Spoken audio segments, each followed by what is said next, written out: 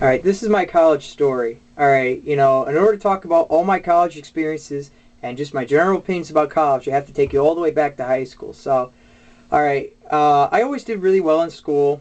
All right, I joined one National Honor Society. I actually decided not to join another one. I got straight A's, and when it was the end of senior year, everyone was asking me, "Yo, JP, where are you going to go to college?" And I said, "I don't know, man." They're like, "Well, you want to go to an Ivy League?" And I was like, "Listen, Ivy Leagues are expensive. I can't afford it. And my brothers, I got two younger brothers at home, right? They want to go to college too. So I know I was going to put my family in a lot of debt if I went to an Ivy League. All right. So I told my parents my honest feelings. I said, listen, guys, I don't want to go to college.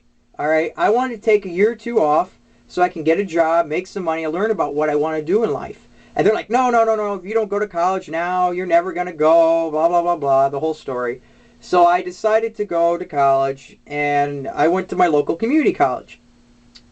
And they said, hey, do you have a high school diploma or a GED? And I said, I got a high school diploma. They're like, sure, pick out your classes. I mean, it was virtually that easy. All right. And the funny thing was that, all right, they didn't even look at my SATs once. And everyone makes a big deal about SATs. I actually remember my guidance counselor kind of yelling at me saying, you need to take another SAT. I said, listen, I took two PSATs. I took one SAT. If they're not going to look at the SAT, what makes you think they're going to look at another one? So I decided, all right, not to take another SAT.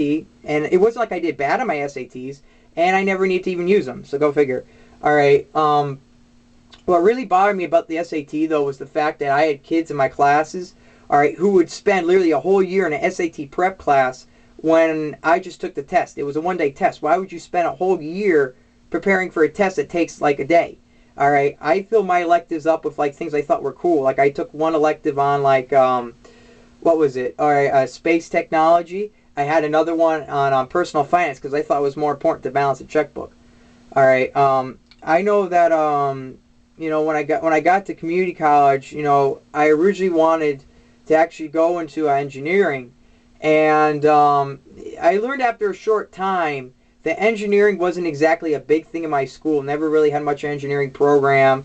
And they actually wanted me to take a lot of my classes at other institutions, and I didn't want to do that. All right, I actually looked at a lot of the math they wanted me to take, and it was a lot of trigonometric-based stuff. And I wanted to take more like physics math. I wanted to like learn about different structural strengths, different materials and stuff. And I guess that's more of like a science field or whatever. So after about a year of pursuing engineering, I decided to switch. And at first, I wasn't really defined in anything, but I was leaning towards business. I always did really good in business. All right, always interested in it.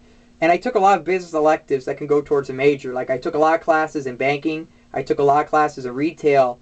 And I decided to stick to one major. It was actually a dual major, believe it or not, my community college offered. Its long-term name was like, was it associate in science, business management, customer service marketing. So basically, I got a dual major in customer service and marketing.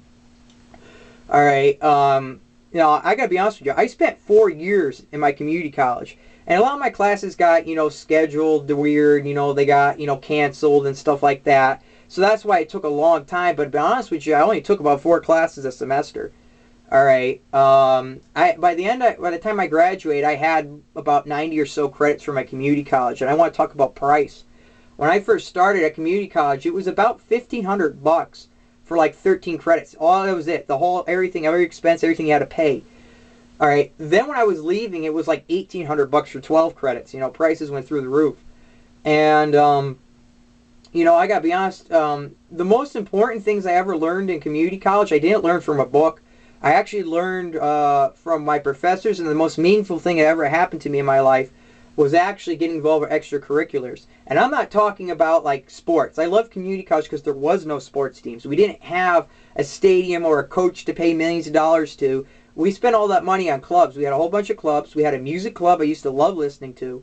All right. We also had the Student Senate, which was the student government body. And I started off as a senator, worked my way up, and I actually became the treasurer of the Student Senate. I got to manage an account over $125,000. All right, I got to actually speak in front of the Connecticut's General Assembly's Finances Committee. All right, that was pretty cool.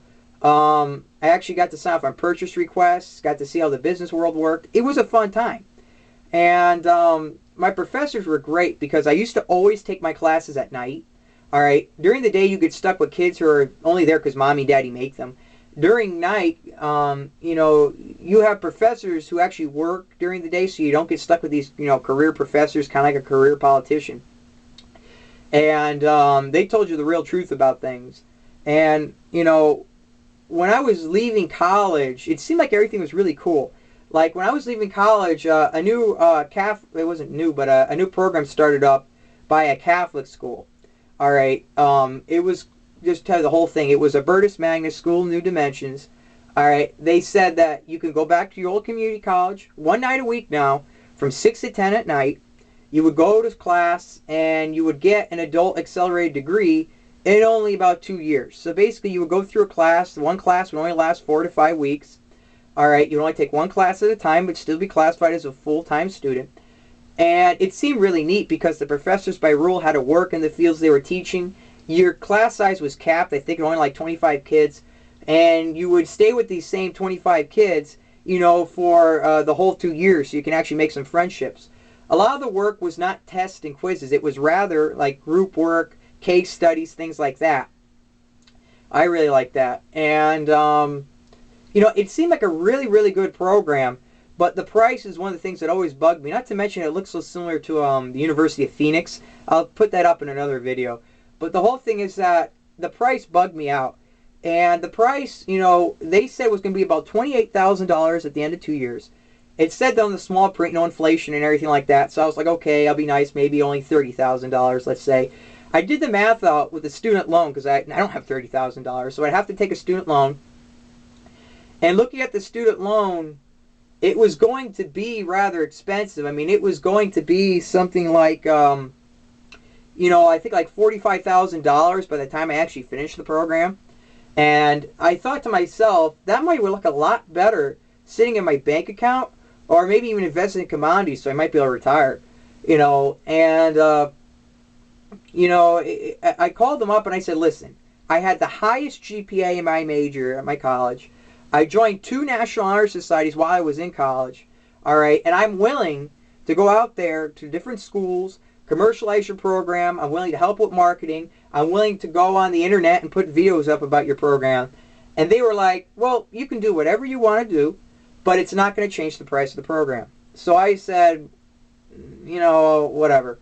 After a little while, I was like, guys, I'm not going to go through with this program. It's not, I can't do it. I don't want to pay anything. I don't want to be stuck up in debt.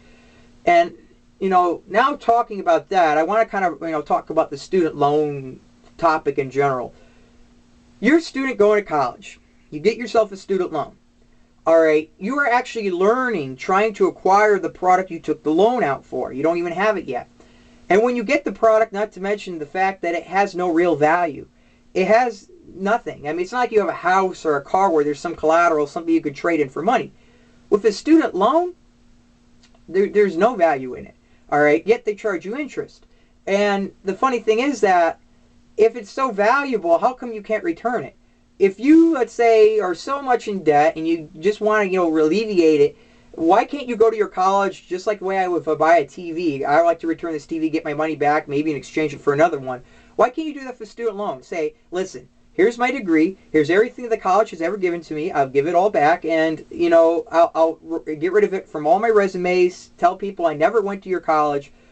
Just get rid of some of the debt. Maybe they could get rid of the principal and only pay the interest, or maybe the other way around. They'll get rid of the interest and all you have to do is pay back the principal. Something like that you would think they would be able to do. But you see, they want to have their cake and eat it too. You haven't even achieved the degree yet. You haven't got your degree. And then, you're still paying interest on it. All right? So it's kind of like usury, honestly. All right? And, all right, so besides the fact that they're kind of playing both sides of the table here with this little, student loan deal, all right, I see a lot of kids today which are really, in a bad situation because they're so much in debt and they can't find a job. All right, so I think it was something like, most of the waiter positions are filled by college graduates today. There's more unemployed college graduates than there are like high school dropouts.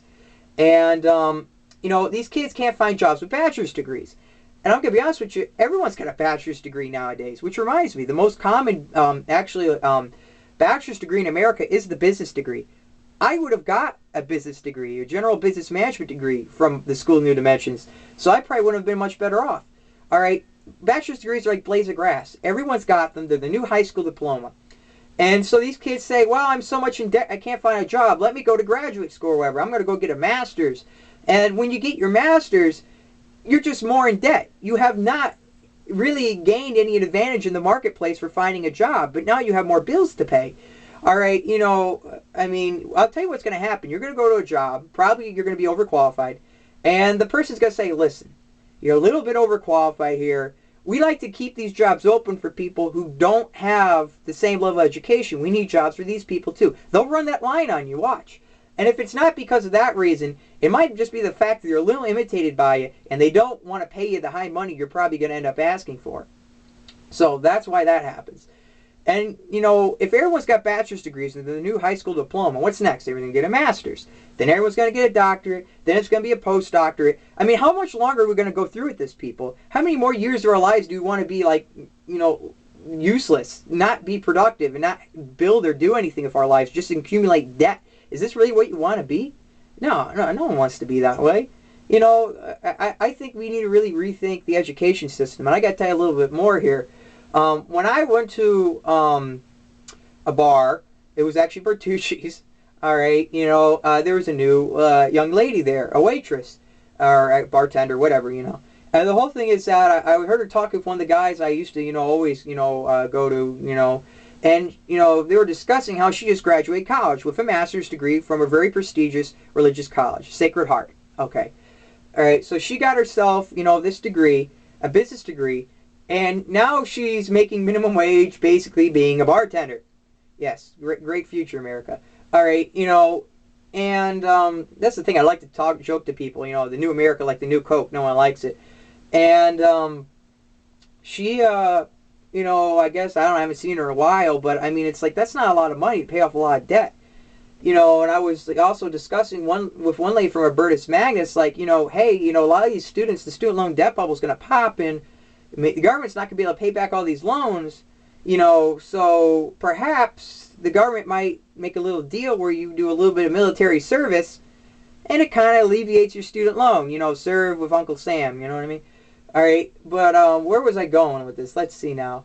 All right, I actually got my job, and the person who hired me told me why I was hired. She said, we hired you because you told us all the things you did with the student senate, and we wanted someone who could solve problems. You seemed like a problem solver. So it was who I was and what I did, rather than my education or my grades, that even got me the job. And the job I'm doing now really does not require a college education at all, but it's a job. I'm making money. I'm not in debt. All right, so that's one of the reasons why I like it. And, the thing is that my brother, he was going to college. He stopped. I don't know if he's ever going to go back, but, he, is actually working in retail, and he met a person who graduated with my class. And that person decided to go to law school or whatever, and just got a pretty good internship. I think he's going to make something like up to $30,000 a year or something. Great money. But the thing is that he's got so much money in student loan debt, it really doesn't mean anything. And the job's not probably going to be forever. It's an internship. So, he spent a lot of money to become a lawyer, because every American believes that, everyone needs to be a lawyer or something like that, and they're going to make money. We already have more than enough lawyers in this country, so don't go there. And the thing is that my brother is now getting ready to apply for a job where he could earn $40,000 a year in retail. And he doesn't have a college degree. So the jobs are really out there somewhat, but you have to find them. And you can't kind of, pretend that you have a certain academic arrogance, to get a job. I mean, we need to really rethink the way this country is going. All right. I know I probably forgot a lot of stuff about student loans and debt and school and everything, but that's just a little summary of some of the stuff about college I experienced. And thanks for watching. Take care.